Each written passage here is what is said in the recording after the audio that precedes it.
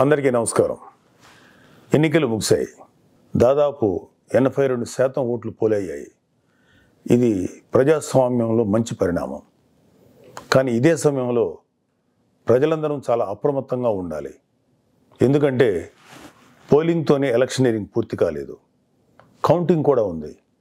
ఓటమి కళ్ళ ముందు కనిపించడంతో వైసీపీ అసురగణం ఎంతటి అరాచకానికి ఒడిగొడుతుందో పల్నాడు, తాడిపత్రి, తిరుపతిలో చూసాం.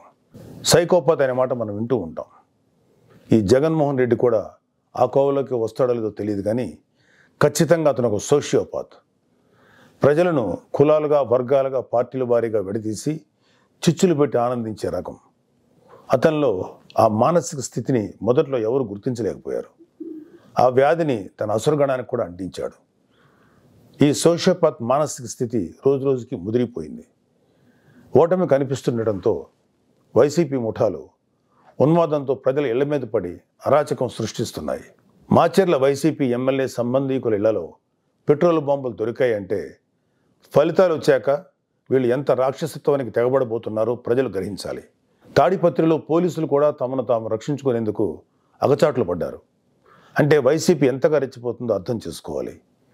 వైసీపీకి ఓటు వేయలేదని తెలిసి ఇళ్లలో చొరబడి మహిళలను, పిల్లల్ని అందరినీ చావుగొట్టే పైశాచికత్వాన్ని పెంచింది ఎవరు? ఖచ్చితంగా ఈ జగన్మోహన్ రెడ్డి అనే చెప్పాలి. విశాఖపట్నంలోని కంచరపాలెంలో ఓ కుటుంబం కూటమి అభ్యర్థులకు ఓటు వేసిందని తెలిసి వైసీపీ గుండాలు ఆ ఇంట్లో మహిళలను, చదువుకుంటున్న పిల్లలపై దుర్మార్గంగా దాడి చేసింది. గర్భంతో పుట్టింటికి వచ్చిన మహిళపైన తీవ్రంగా దాడి చేశారు. అంటే వైసీపీ రాక్షసత్వం ఏ స్థాయిలో ఉందో తెలుసుకోండి. ఇలాంటివన్నీ తెలుసుకొని చిక్కటి చిరునవ్వులు చెందించే వ్యక్తిని ఏమనాలి? మహేష్ బాబు స్పైడర్ సినిమాలో విలన్ సూర్య గుర్తొస్తున్నాడు కదూ. ఉత్తరాంధ్ర నుంచి రాయలసీమ వరకు ఎన్నికల అనంతరం హింసను ప్రేరేపించడంలో వైసీపీ ఓటమి కనిపిస్తుంది. రాబోయే ఓటమిని కప్పిపుచ్చుకునేందుకే ఈ దాడులు చేస్తుంది. ఈవీఎంలు భద్రపరిచిన స్ట్రాంగ్ రూమ్స్ దగ్గర కూడా భద్రత పటిష్టంగా ఉంచాలి. అక్కడ సెంట్రల్ గవర్నమెంట్ వారిది 3 ఇంచుల సెక్యూరిటీ ఉంది.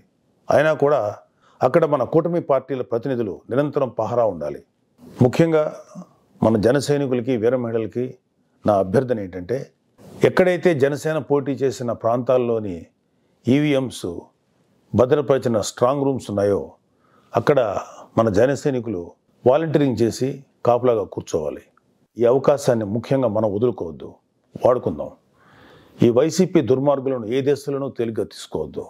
వాళ్ళు ఏ అరాచకానికైనా, దౌర్జన్యానికైనా తెగబడతారు. ఆ మధ్యన అంటే 2-3 ఏళ్ల క్రితం అమెరికన్ ప్రెసిడెన్షియల్ ఎలక్షన్స్లో కూడా ఎక్స్ ప్రెసిడెంట్ డొనాల్డ్ ట్రంప్ ఇలాంటి లక్షణాలే కనబరిచాడు. ఎన్నికల్లో ఓడిపోతున్నాను అని తెలిసాక కూడా నేనే గెలుస్తున్నాను, గతం కంటే గట్టిగా ఓట్లు వచ్చాయని ప్రచారం మొదలెట్టాడు. ఫలితాలు వచ్చాక కూడా నానా యాగి చేసి కుర్చీ వదలంటే వదలని అలాగే భీష్మించి కూర్చుంటే వైట్ హౌస్ నుంచి పంపేశారు. దాదాపు ఇలాంటి లక్షణాలే మన ఆపద్ధర్మ ముఖ్యమంత్రి జగన్మోహన్ రెడ్డి కూడా ప్రదర్శిస్తున్నాడు. అందుకే మొన్నటికి మొన్న ఐపాక్ మీటింగ్లో కూడా తన పార్టీ గెలుస్తుందని గొప్పలు చెప్పాడు. అతని మానసిక స్థితిని వంట పట్టించుకున్న ఉత్తరాంధ్ర నాయకుడు ప్రమాణ స్వీకార ముహూర్తం, విశాఖలో స్థలం అన్నీ ప్రకటించేశాడు. జూన్ 4 తర్వాత వీళ్ళందరినీ విశాఖలో ఉన్న ఆ ఆసుపత్రిలో చేర్చాల్సిందే. ట్రంప్ లాగే జగన్ కూడా కుర్చీ వదులుకోవడానికి ఇష్టపడ్డాడు. తన ఉన్మాద బృందంతో రాష్ట్ర వ్యాప్తంగా దాడులు, హింసకు తెగబడే ప్రమాదం లేకపోలేదు. దీనిపై కేంద్ర ప్రభుత్వానికి ఖచ్చితమైన సమాచారం ఉంది. అందుకే వచ్చే నెల 15వ తేదీ వరకు కేంద్ర బలగాలను మోహరించాలని చెప్పింది. మన వంతుగా కౌంటింగ్ ముగిసే వరకు కౌంటింగ్ కేంద్రాల దగ్గర, పార్టీ కార్యాలయాల దగ్గర కూటమి శ్రేణులు అప్రమత్తంగా ఉంటూ ప్రతి కూటమి కార్యకర్త ఈ కేంద్రాలను పర్యవేక్షిస్తూ ఉండాలి. ఆంధ్రప్రదేశ్ రాష్ట్రం ఈ అరాచక శక్తుల చేతుల నుంచి అభివృద్ధి సాధకుల చేతులకు మారే సమయం దగ్గరలోనే ఉంది. అందరం ఆ శుభగడి కోసం వేచి చూద్దాం. జై జనసేన, జై హింద్. మరిన్ని వీడియోస్ కోసం ఛానల్ ని సబ్స్క్రైబ్ చేయండి. లేటెస్ట్ అప్డేట్స్ కోసం వాట్సాప్ ఛానల్ ని ఫాలో చేయండి. అండ్ లింక్ డిస్క్రిప్షన్ లో ఉంది.